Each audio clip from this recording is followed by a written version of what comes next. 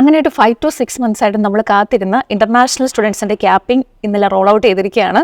ഇത് കണ്ണിപ്പൊടിയിടാനുള്ള ലേബർ ഗവൺമെൻറ്റിൻ്റെ ഒരു ചെറിയ സ്ട്രാറ്റജി മാത്രമാണെന്ന് ഈ വീഡിയോ മുഴുവനായിട്ട് കാണുമ്പോൾ നിങ്ങൾക്ക് മനസ്സിലാവും. പേടിക്കേണ്ട കാര്യമില്ല. അപ്പോൾ നമുക്ക് ഈ വീഡിയോയുടെ ഡീറ്റെയിൽസിലേക്ക് കിടക്കാം.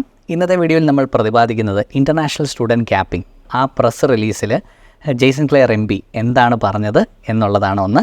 2 അഡ്വാൻറ്റേജസ് ഡിസഡ്വാൻറ്റേജസ്, ആരാണ് വിന്നർ ആരാണ് ലൂസർ, ഈ കാര്യങ്ങളും നമ്മൾ ഈ വീഡിയോയിൽ പ്രതിപാദിക്കുന്നുണ്ട്. അപ്പോൾ നമ്മുടെ ജെയ്സൺ Clare MP minister of education ആണ് ഈ പ്രസ് റിലീസിൽ ഇത് പറഞ്ഞത്. ഇൻ്റർനാഷണൽ സ്റ്റുഡൻറ്റ് ക്യാപ്പിങ്ങിൻ്റെ നമ്പേഴ്സ് ടോട്ടൽ 270,000 ഉണ്ട്. അത്രയുമാണ് 2025 വിസ ഗ്രാൻഡ്സ് ഇവർ പ്ലാൻ ചെയ്തേക്കുന്നത്. ഇത് 3 സെക്ടറിലായിട്ടാണ് ഡിവൈഡ് ചെയ്തേക്കുന്നത്. First sector higher education for public university sector.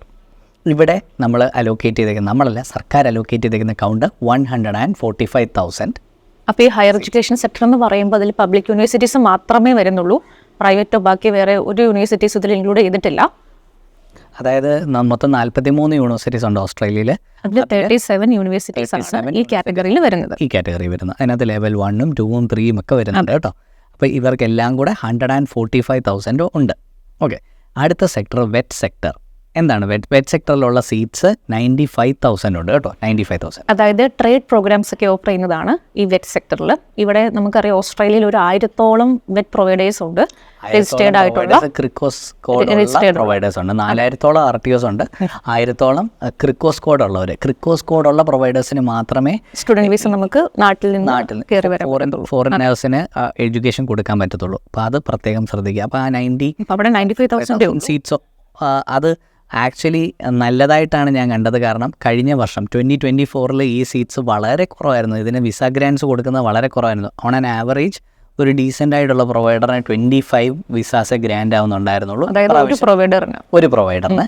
അത് ഇപ്രാവശ്യം 95 വന്നിട്ടുണ്ട്. അതായത് 1000-ഓളം പ്രൊവൈഡേഴ്സ് ഉള്ള, അപ്പോൾ നമുക്ക് ആവറേജ് നോക്കുമ്പോൾ ഒരാൾക്ക് 95 വിസ ഗ്രാൻഡ്സ് ആയിരിക്കും പ്ലാൻ ചെയ്യാൻ പറ്റുന്നത്. അപ്പോൾ ആ 95 ഗ്രാൻഡ്സിൽ 25 ഈ വർഷം ഓൾറെഡി കിട്ടുന്നുണ്ടായിരുന്നു. അപ്പോൾ അടുത്ത വർഷം ആക്ച്വലി അക്കൗണ്ട് കൂടിയതായിട്ടാണ് നമുക്ക് മനസ്സിലാക്കാൻ പറ്റുന്നത്. അപ്പോൾ വെറ്റ് സെക്ടറിന് ഇതൊരു ബോണസ് തന്നെയാണ്. പക്ഷേ അവരത്ര ഹാപ്പിയല്ല. വെറ്റ് സെക്ടർ വീണ്ടും നെഗോസിയേഷനൊക്കെ നടന്നുകൊണ്ടിരിക്കുക. അവരിപ്പോഴും പറയുന്നത് ഇത് സോളിഡായിട്ടുള്ള പ്ലാൻ അല്ല, ഇത് എല്ലാം മാറും, ലേബർ പാർട്ടി അടുത്ത ഇലക്ഷനിൽ തോക്കും എന്നൊക്കെയാണ് അവർ പറയുന്നത്.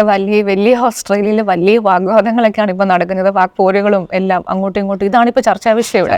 ഇത് ന്യൂസിലൊക്കെ ഇൻ്റർനാഷണൽ സ്റ്റുഡൻറ്റ് ക്യാപ്പിംഗ് എന്നുള്ള ഒരു ന്യൂസാണ് ആദ്യം കാണുന്നത്. അതിനൊരു കാരണം കൂടിയുണ്ട്.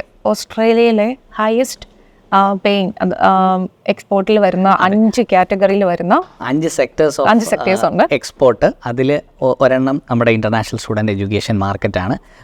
ബാക്കിയെല്ലാം മൈനിങ് ആണ്. Iron or, gold, call, natural gas. ഇതാണ് 5ാമത്തെ വരുന്നതാണ് ഇന്റർനാഷണൽ എഡ്യൂക്കേഷൻ. അപ്പോൾ അത്രയേറെ നമ്മുടെ എക്കണോമിയെ ഡ്രൈവ് ചെയ്യുന്ന ഒരു ഫാക്ടറാണ് ഓസ്ട്രേലിയയിലെ ഇന്റർനാഷണൽ എഡ്യൂക്കേഷൻ. ഇവിടുത്തെ റാങ്കിങ് ഒരുപാട് മെച്ചപ്പെട്ടു അല്ലേ? നമ്മുടെ ഇന്റർനാഷണൽ സ്റ്റുഡൻസിന്റെ ഒരു ഇൻഫ്ലോ കൂടിയപ്പോൾ നമുക്കറിയാം QS റാങ്കിങ് 13 ഉള്ള യൂണിവേഴ്സിറ്റി ഓഫ് മെൽബൺ, 18ഉം 19ഉം ഉള്ള UCIDും UNSWയും ഒക്കെ റാങ്കിങ് ഒരുപാട് മെച്ചപ്പെട്ടു. അപ്പോൾ ആ ഒരു ഫ്ലോ ഇനിയും പോയിരുന്നെങ്കിൽ നമുക്ക് ടോപ്പ് 10-നകത്ത് വന്ന് ഐവി ലീഗിനിട്ടൊക്കെ നല്ലതായിരുന്നു. പക്ഷേ എന്ത് ചെയ്യാം. അപ്പോൾ നമ്മൾ മനസ്സിലാക്കി 145,000 seats four higher education for public universities, 95,000 for vet sector and 30,000 for other education providers. എന്ന് പറയുമ്പോൾ ഇവിടെ പ്രൈവറ്റ് യൂണിവേഴ്സിറ്റീസ് വരുന്നുണ്ട്. ബാക്കി കോളേജസ് എല്ലാം ഇതിലാണ് ലാൻഡ് ചെയ്യുന്നത്. നമുക്കറിയാം 6ഓളം പ്രൈവറ്റ് യൂണിവേഴ്സിറ്റീസ് ഉണ്ടല്ലേ? അവൻഡേയിൽ നമ്മുടെ Carnegie melon university, bond university, Torrance. അപ്പോൾ ഈ പ്രൈവറ്റിൽ ആരെങ്കിലും പഠിക്കാൻ നോക്കുന്നുണ്ടെങ്കിൽ അതിൽ ബോണ്ട് നോക്കുക. ബാക്കിയുള്ളതൊക്കെ റാങ്കിങ് വളരെ പിന്നിലാണ്. അപ്പോൾ നിങ്ങൾക്ക് ലെവൽ 2ഉം കൂടെയാണ്. എല്ലാം കൂടെ ചേർത്ത് ഈ 30,000 വരുന്നുള്ളൂ. അതായത് ബാക്കി കോളേജസ് എല്ലാം ഇതിലാണ് വരുന്നത്. സോ അവർക്ക് കുറച്ച് കഷ്ടകാലമാണ്. കാരണം 30,000. അപ്പോൾ ഇതിനകത്ത് നമ്മൾ മനസ്സിലാക്കേണ്ട ഒരു കാര്യം, ശരിക്കും ഈ പറഞ്ഞ ഒരു ടോട്ടൽ ഈ പറഞ്ഞ സീറ്റ് ടോട്ടൽ, അതായത് ടോട്ടൽ വോളിയത്തിൽ 54% കൊണ്ടുപോയിരിക്കുന്നത് ഹയർ എഡ്യൂക്കേഷൻ സെക്ടറാണ്. ബാക്കി 35 വന്നിരിക്കുന്നത് വെറ്റിലും ഒരു 11% ബാക്കിയുള്ളതിലും പോയിരിക്കുന്നത്. അപ്പം ഈ ഒരു സീറ്റ് അലോക്കേഷനിൽ നമ്മൾ മനസ്സിലാക്കേണ്ടത് എവിടെ അപ്ലൈ ചെയ്താൽ നമുക്ക് വിസ ഗ്രാൻഡ് കിട്ടുമെന്നുള്ളതാണ്. അപ്പം ഇനി ഇതിൻ്റെ ഒരു ഫ്യൂച്ചർ എന്താണെന്നുള്ളതും നമുക്ക് ഇതിൻ്റെ ഈ വീഡിയോയുടെ ഏറ്റവും അവസാന സെക്ഷനിൽ പറഞ്ഞു തരാം. അത് നിങ്ങൾ മനസ്സിലാക്കുന്ന നിങ്ങളുടെ വിസ സക്സസിനെയും ഒക്കെ നിങ്ങൾക്ക് കുറച്ചുകൂടി ഒരു ഡയറക്ഷൻ കിട്ടുന്ന ഒരു ഭാഗമാണ്. അതിലേക്ക് പോകാം. അതിന് മുന്നേ ഈ നമ്പേഴ്സിനെ പറ്റി പറയുമ്പോൾ 2024 ഈ നമ്പർ 2024 നമ്പർ ഓൾമോസ്റ്റ് സിമിലർ ആണ് പറഞ്ഞു വരുന്നത് അതല്ല, 2025 ഇപ്പോൾ ഇവർ പറയുന്ന ഈ നമ്പേഴ്സ് അവർ എക്സാക്ട്ലി പറയുന്നത് പ്രീ പാൻഡമിക് ലെവൽസ്, അതായത് 2023 ലെവൽസുമായിട്ട് എക്സാക്ട്ലി മാച്ച് ചെയ്ത ഒരു ഫിഗറാണ് അവർ ഇവിടെ പ്രസന്റ് ചെയ്തേക്കുന്നത്. 2024 ഇതിനേക്കാളും ഒരു ഫ്ലോ കൂടുതലാണെന്നുള്ള രീതിയിലാണ് ഇവർ പറയുന്നത്. പക്ഷേ 2024 ഏകദേശം ഈ ഫ്ലോയെ വന്നിട്ടുള്ളൂ എനിക്ക് തോന്നുന്നു. പക്ഷേ അത് നമ്മൾ 80,000ഓളം ആണ് നമുക്ക് വിസ ഗ്രാൻസ് വന്നിട്ടുണ്ടായിരുന്നത് ജനുവരിയിൽ. പക്ഷേ അതെല്ലാം കൂടെ ചേർത്തിട്ടാണ് എല്ലാ സെക്ടറും, അതായത് ഹയർ എഡ്യൂക്കേഷനും വിറ്റും എല്ലാം കൂടെ ചേർത്തിട്ടാണ് 80,000. പിന്നെ 60,000 ആയിരിക്കും നമ്മൾ ജൂലൈ പ്രതീക്ഷിക്കുന്ന ഒരു കൗണ്ട്. കാരണം അതിന്റെ ഡേറ്റ ഇതുവരെ പുറത്ത് വന്നിട്ടില്ല. അപ്രോക്സിമേറ്റ് അത്രയും വരാനേ സാധ്യതയുള്ളൂ. അപ്പൊ പിന്നെ ഒരു 8,000 കൂടെ ചിലപ്പോൾ നമ്മൾ നവംബർ ഇന്ത്യയിലേക്കും പ്രതീക്ഷിക്കുന്നുണ്ട്. അപ്പൊ എല്ലാം കൂടെ അത് പ്രഡിക്ഷൻ ഡേറ്റയാണ്. അപ്പൊ അങ്ങനെ നോക്കുമ്പോൾ ഒരു 145 154. പിന്നെ അതിനകത്ത് കൂടുതലും ഹയർ എഡ്യൂക്കേഷനിലായിരുന്നു കഴിഞ്ഞ പ്രാവശ്യം പ്രൊവൈഡ് ചെയ്തത്. കാരണം ലെവൽ 1 കൂടുതൽ വിസ ഗ്രാൻസ് വരികയും ബാക്കിയുള്ളത് കട്ടൊക്കെ റിജക്ഷനും ഉണ്ടായിരുന്നുണ്ട്. മൊത്തത്തിൽ ഒരു ഏകദേശം 150,000 ആണ് നമ്മൾ എക്സ്പെക്ട് ചെയ്യുന്ന 2024 അക്കൗണ്ട്സ്. അപ്പോൾ അങ്ങനെ നോക്കുമ്പോൾ ഈ കൗണ്ട് കൂടുതലാണ് 270. കാരണം വെറ്റ് സെക്ടറിന് കുറച്ച് ബൂസ്റ്റും കിട്ടിയിട്ടുണ്ട്. അപ്പം ഈ ഇൻ്റർനാഷണൽ സ്റ്റുഡൻറ്റ് ക്യാപ്പിംഗ് കൊണ്ടുവന്നോ എന്ന് ചോദിച്ചാൽ കൊണ്ടുവന്നു. പക്ഷേ കൊണ്ടുവന്നോ ശരിക്കും കൊണ്ടുവന്നില്ലേ എന്ന് ചോദിച്ചാൽ കൊണ്ടുവന്നില്ല. നമ്മൾ ഇവിടുത്തെ ഓരോ കോളേജിലൊക്കെ നമ്മുടെ ഈ വെറ്റ് അസോസിയേഷൻ്റെ, അതായത് വെറ്റ് പ്രൊവൈഡേഴ്സിൻ്റെ ഒക്കെ ഒരു അസോസിയേഷൻ ഉണ്ട്. അതിൻ്റെ പ്രസിഡന്റ് നമ്മുടെ ആളെ കണ്ടപ്പം പറഞ്ഞത് സോൾഡ് ആയിട്ടുള്ളൊരു തീരുമാനത്തിൽ എത്തിയിട്ടില്ല അവർ. അപ്പോൾ അത് അങ്ങോട്ടും ഇങ്ങോട്ടും ഒക്കെ ആടിക്കൊണ്ടിരിക്കുകയാണ്. കഴിഞ്ഞ വർഷത്തിനേക്കാളും മികച്ചതാണ് എന്നുള്ളതാണ്. അപ്പം ഇത് ലേബർ പാർട്ടിക്ക് ഇലക്ഷനിലേക്കുള്ള ഒരു സ്റ്റണ്ടാണ്. ഈ ഇന്റർനാഷണൽ സ്റ്റുഡൻസിൻ്റെ ഒരു ക്യാപ്പിംഗ് കൊണ്ടുവരുന്ന വഴി ഞങ്ങളിവിടെ മൈഗ്രേഷൻ കുറയ്ക്കുന്നു. അപ്പോൾ അവർക്കൊരു ഒരു ഒരു ഒരു ഒരു ജനങ്ങളുടെ സൈഡിൽ നിന്ന് വോട്ട് കിട്ടാനായിട്ട് ഒരു അഡ്വാൻറ്റേജിന് വേണ്ടി പറയുന്ന ഒരു ഗിമ്മിക്കാണ്. ഇതാണ് ഞാൻ പറഞ്ഞത്, കണ്ണിപ്പൊടിയിടുന്ന ഒരു സംഭവമാണ് ഇത്. പക്ഷേ ഈ നമ്പേഴ്സ് ഭയങ്കരമായിട്ട് സ്ലാഷ് ആയിട്ടില്ല, നമ്പേഴ്സൊക്കെ അവിടെ തന്നെ ഉണ്ട്. അപ്പോൾ നമുക്ക് ഇതിനെപ്പറ്റി ഒരു ഡീറ്റെയിൽ വിശകലനം ഇനി പോകാം. അതുപോലെ തന്നെ വേറൊരു അപ്ഡേറ്റും കൂടെയുണ്ട്. മിനിസ്റ്റീരിയൽ ഡയറക്ഷൻ 107 ഉണ്ടായിരുന്നു. അതെന്താണ്? ലെവൽ 1 യൂണിവേഴ്സിറ്റീസിന് പെട്ടെന്ന് വിസ കൊടുക്കുക, ബാക്കിയുള്ളവരെ അവിടെ ഇട്ടേക്കുക എന്ന് പറയുന്നത്. അത് ലെവൽ 2 ലെവൽ 3 3-4 മാസം എടുക്കുന്നുണ്ടായിരുന്നു. അത് വളരെ കഷ്ടമുള്ള കാര്യമായിരുന്നു. കാരണം മിനിമം ലെവൽ 2 യൂണിവേഴ്സിറ്റി ആണോ മിനിമം 2 മാസം, അത് സാധാരണ രീതിയിൽ അല്ലെങ്കിൽ 90 ഡേയ്സ് 95 100 നമുക്കറിയാം. അപ്പം ഇത് നേരത്തെ അപ്ലൈ ചെയ്യുന്ന സമയത്ത് ഒരു ഡയറക്ഷൻ ഇല്ലാതെ ഇത് വിസയുടെ സീസൺ ആയപ്പോഴത്തേക്ക് മിനിസ്റ്റർ ഫോൺ വിളിച്ച് ഒരു ഡയറക്ഷൻ കൊടുക്കുന്നു, മിനിസ്റ്റീരിയൽ ഡയറക്ഷൻ 107. അതൊന്നും ഒരിക്കലും അംഗീകരിക്കാൻ പറ്റാത്ത കാര്യങ്ങളാണ്. ഇതൊക്കെ അപ്ലൈ ചെയ്യുന്ന ആപ്ലിക്കേഷൻ കൊടുക്കുന്നതിന് മുന്നേ പറയണം, അല്ലാതെ ഇതൊക്കെ കുഞ്ഞുകളിയല്ല എന്നാണ് എനിക്ക് ഇവിടുത്തെ മിനിസ്റ്റേഴ്സിനോടൊക്കെ പറയാനുള്ളത്. അത് കുറച്ചുകൂടി ഉത്തരവാദിത്തത്തോടെ ബിഹേവ് ചെയ്യണം. പലരുടെയും ജീവിതം ആയിരുന്ന സമയത്തായിരുന്നു പ്രശ്നങ്ങളൊക്കെ ഉണ്ടായിരുന്നത്. ഇവരൊന്നും ഈ മൈഗ്രേഷൻ എന്ന് പറയുന്നത് എന്താണ്, അല്ലെ സ്റ്റഡി അബ്രോഡ്, ഇവരൊക്കെ ഇവരുടെ കംഫോർട്ട് സോണിൽ ജനിച്ച് വളർന്നവരാ. വേറൊരു രാജ്യത്ത് പോകുമ്പോൾ നമ്മൾ തീരുമാനങ്ങൾ എടുക്കുന്നത്, നമ്മുടെ സ്വന്തം വീട് വിട്ടിറങ്ങുമ്പോൾ നമ്മൾ എടുക്കുന്ന തീരുമാനങ്ങളെ ഒരു ചിന്തയില്ലാതെ ഇങ്ങനെ ഇട്ട് പന്താടാൻ ചെയ്യുന്നത് ശരിയല്ല. ഇതിപ്പോൾ എല്ലാ രാജ്യങ്ങളും ചെയ്യുന്നുണ്ട്, കാരണം അവരിത് എക്സ്പീരിയൻസ് ചെയ്യുന്നില്ല. അപ്പോൾ മേ ബി ഇൻ ഫ്യൂച്ചർ ഓസ്ട്രേലിയയുടെ പൊളിറ്റിക്സിലൊക്കെ ഈ ഇൻ്റർനാഷണൽ സ്റ്റുഡൻസ് ബാക്ക്ഗ്രൗണ്ടിലുള്ള ആൾക്കാർ ഒക്കെ ഇതിൻ്റെ പൊളിറ്റിക്സിലേക്ക് മോർ എത്തുമെന്ന് നമുക്ക് പ്രതീക്ഷിക്കാം. കാരണം ഇവരനുഭവിക്കാൻ പോകുന്ന നമ്മുടെ പെർസ്പെക്റ്റീവ് എന്താണെന്ന് മനസ്സിലാവുന്ന ആൾക്കാർ ഈ പൊളിറ്റിക്സിലൊക്കെ വരുമെന്ന് നമുക്ക് പ്രതീക്ഷിക്കാം. എനിവേ, ഇപ്പോൾ ഈ 107 സ്ക്രാപ്പ് ആവുന്ന വഴി ലെവൽ 1, 2, 3 യൂണിവേഴ്സിറ്റീസിന് അവിടേക്ക് ആപ്ലിക്കേഷൻ പ്രോസസ്സിംഗ് ടൈം ഒരേപോലെ ആയിരിക്കും. അതായത് വിസ നമ്മൾ ലോഡ് ചെയ്യുന്ന ഡേറ്റ് വെച്ചിട്ട് ഒരേപോലെ ആയിരിക്കും. 1 or 2 months തന്നെ, മാക്സിമം 2 months, അത്രയൊന്നും പോകാൻ സാധ്യതയില്ല. തെറ്റിദ്ധരിക്കരുത്, ലെവൽ 1 തന്നെ ആയിരിക്കും വിസ സക്സസ് കൂടുതൽ. ലെവൽ 2 നമ്മളെപ്പോഴും പറയുന്ന സ്ട്രാറ്റജി തന്നെ ലെവൽ 2 വരും. അവിടേക്ക് പോകുന്ന ആപ്ലിക്കേഷൻസിനെ കെയർഫുൾ ആയിട്ട് ചെക്ക് ചെയ്യാനുള്ള സാധ്യത. വിസ റിജക്ഷന്റെ റിസ്ക് അതിനകത്ത് ഇപ്പോഴും ഉണ്ട്. ആ പ്രോസസിംഗ് ടൈം, ആ ഡിലേ മാത്രം അവർ റിമൂവ് ചെയ്തത് മാത്രമേ ഉള്ളൂ. ഓക്കെ, അപ്പോൾ നമ്മുടെ ഈ പ്രോസസ്സിലെ അഡ്വാൻറ്റേജ് ഡിസഡ്വാൻറ്റേജ് നോക്കുകയാണെങ്കിൽ ആരാണ് ഇതിനകത്ത് വിന്നേഴ്സ്, ആരാണ് ഇതിനകത്ത് ലൂസേഴ്സ്, ഇത് ആരെയാണ് അഫക്റ്റ് ചെയ്തത് എന്നൊക്കെ നമുക്കിനി അടുത്ത സെക്ഷനിൽ നോക്കാം. ശരിക്കും നമുക്ക് വിജയിച്ചത് ഹയർ എഡ്യൂക്കേഷൻ സെക്ടറിൽ നമ്പർ ഓഫ് സീറ്റ്സ് അത്യാവശ്യമുണ്ട്.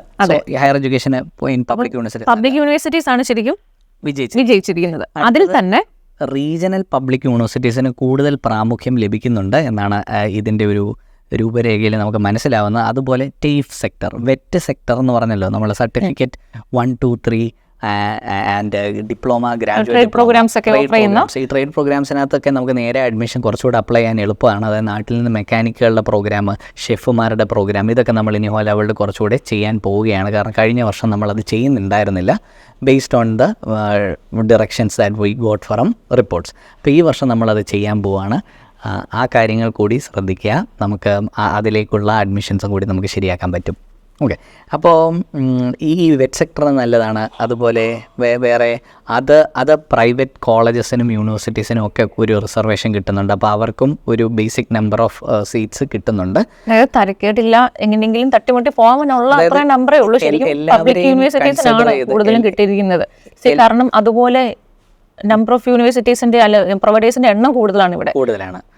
ഒരുപാടുണ്ട്. പക്ഷേ എന്നാലും എല്ലാവർക്കും ഒരു ശകലിച്ചെങ്കിലും കിട്ടുന്ന പോലെ അവരുടെ ഇൻഡസ്ട്രീനെ തകർക്കാത്ത രീതിയിൽ എല്ലാവർക്കും ഒരു റിസർവേഷൻ പോലെ കൊണ്ടുവരുന്ന ഒരു രീതിയുണ്ട്. അതുകൊണ്ട് കാരണം നേരത്തെ അഡ്വാൻറ്റേജ് മൊത്തം പബ്ലിക് ഗ്രൂപ്പ് ഓഫ് 8 യൂണിവേഴ്സിറ്റീസിനും ലെവൽ 1 യൂണിവേഴ്സിറ്റീസിലേക്ക് ആപ്ലിക്കേഷൻസ് ഒത്തിരി കൂടി വന്നിട്ടുണ്ടായിരുന്നു. പക്ഷേ ഇനി അത് കുറച്ചുകൂടെ ഒന്ന് ഡിസ്ട്രിബ്യൂട്ട് ആയിട്ട് വരും, എല്ലായിടത്തും ഒരു കോട്ട ഉള്ളതുകൊണ്ട്. ഇവർ പറഞ്ഞിരിക്കുന്നത് ബിഗ് സിറ്റീസിലുള്ള യൂണിവേഴ്സിറ്റീസിലേക്കുള്ള കൗണ്ട് കുറയ്ക്കും. അത് റീജിയണൽ സൈഡിലേക്കുള്ള യൂണിവേഴ്സിറ്റീസിലേക്കും കൂടെ ഡിസ്ട്രിബ്യൂട്ട് ചെയ്ത് കൊടുക്കും. അതെങ്ങനെ ഇംപ്ലിമെന്റ് ചെയ്യുമെന്ന് വെച്ചാൽ ഈസോസ് ബിൽ, അതാണ് ഫ്യൂച്ചർ. ഇനി അടുത്തത് ഈസോസ് ബിൽ എന്ന് പറഞ്ഞൊരു ബില്ല് വഴി ഇത് ഓരോ പ്രൊവൈഡർക്കും നമ്പർ ഓഫ് സീറ്റ്സ് അലോക്കേറ്റ് ചെയ്യാനുള്ള ശ്രമത്തിലാണ്. അത് എന്തൊക്കെ ക്രൈറ്റീരിയ ആയിരിക്കും എന്നുള്ളത് കൃത്യമായിട്ട് പുറത്ത് വന്നിട്ടില്ല. അതിൻ്റെ കരട് രൂപരേഖ നമ്മൾ മനസ്സിലാക്കുന്നത് ഓരോ റീജിയൻ വൈസ് ശ്രമിക്കുന്നുണ്ട്. അതായത് ഇന്ത്യയിൽ നിന്ന് ഇത്ര, പാകിസ്ഥാനിൽ നിന്ന് ഇത്ര, ശ്രീലങ്കയിൽ നിന്ന് ഇത്ര, ചൈനയിൽ നിന്ന് ഇത്ര എന്നൊക്കെ പറയുന്ന ഒരു പാറ്റേൺ ഉണ്ട്. അതുപോലെ ഓരോ പ്രൊവൈഡേഴ്സിനും അല്ലേ, അതുപോലെ ഓരോ പ്രൊവൈഡേഴ്സിനും ഒരു ക്യാപ്പിംഗ് കൊടുക്കുകയാണ്. അപ്പോൾ ഒരു വർഷം ഇത്ര സീറ്റ്സ് കൊടുക്കുക എന്നുള്ളതാണ്. അപ്പം ഫോർ എക്സാമ്പിൾ ഡീൻ യൂണിവേഴ്സിറ്റിക്ക് 3 ഇൻടേക്ക് ഉണ്ട്. അപ്പോൾ ഈ പറയുന്ന നമ്പറിൽ 3ആയിട്ട് ഡിവൈഡ് ചെയ്ത് ചെയ്യാൻ പറ്റും. ഫെബ്രുവരി ഇൻടേക്കിലൊന്ന്, ജൂലൈ ഇൻടേക്കിലൊന്ന്, നവംബർ ഇൻടേക്കിലേക്കും. അത് 3 കൂടെ കമ്പൈൻ ചെയ്തിട്ടായിരിക്കും നമ്മൾ ഈ പറയുന്ന കൗണ്ട്. അപ്പോൾ അവർക്ക് കൺട്രോൾ ചെയ്യാം എത്ര സീറ്റ്സ് ഓരോ ഇൻടേക്കിലും കൊടുക്കാൻ പറ്റും എന്നുള്ളത്. അതുപോലെ ഞാനൊരു ആർട്ടിക്കിൾ കൂടി വായിച്ചു. നമ്മുടെ പ്രിസം, നമ്മുടെ CEO ഇഷ്യൂ ചെയ്യുന്ന പോർട്ടലിൽ ഇതുപോലെ അക്കൗണ്ട് എക്സീഡ് ചെയ്ത് കഴിഞ്ഞാലും ഇനി അവർ ജനറേറ്റ് ചെയ്തില്ല, എന്തെങ്കിലും എക്സെപ്ഷണൽ കേസുകളാണെങ്കിൽ മാത്രം. പക്ഷെ അതും എന്താണെന്നുള്ളത് നമുക്ക് അറിയത്തില്ല, എന്ത് സാഹചര്യത്തിലാണ്. എക്സാക്ട് ന്യൂസ് വരുമ്പം ഈസോസ് ബില്ലിന്റെ രൂപരേഖ കംപ്ലീറ്റ് ആയിട്ട് വരുമ്പോൾ നമ്മൾ അത് വീഡിയോയുമായിട്ട് പുറത്തേക്ക് വരുന്നതായിരിക്കും. അപ്പം നമ്മുടെ ചാനലൊക്കെ അപ്പോൾ സബ്സ്ക്രൈബ് ചെയ്തിരിക്കുക. കാരണം ഇനി വരും മാസങ്ങളിൽ ഇതിൻ്റെയൊക്കെ അപ്ഡേറ്റ്സ് എല്ലാ മാസവും തന്നെ വരാൻ സാധ്യതയുണ്ട്, ശ്രദ്ധിക്കേണ്ടതാണ്. ഈസോസ് ബില്ല് 2 ഘട്ടത്തിലായിട്ടാണ്. ഇവിടെ ഹൗസ് ഓഫ് റെപ്രസെൻറ്റേറ്റീവ്സിൽ പാസ്സായി, ഇനി സെനറ്റിലും കൂടെ പാസ്സാവണം. അപ്പോൾ അത് കഴിഞ്ഞിട്ടേ ആ ബില്ലിൽ എന്തൊക്കെയാണ് പാസ്സായി വരുന്നത് എന്ന് നമുക്കറിയത്തുള്ളൂ. സോ നമുക്ക് stay tuned to get such updates. ഞങ്ങൾ തീർച്ചയായും ആ അപ്ഡേറ്റ്സുമായിട്ട് നിങ്ങളുടെ മുന്നിലേക്ക് വരുന്നതായിരിക്കും.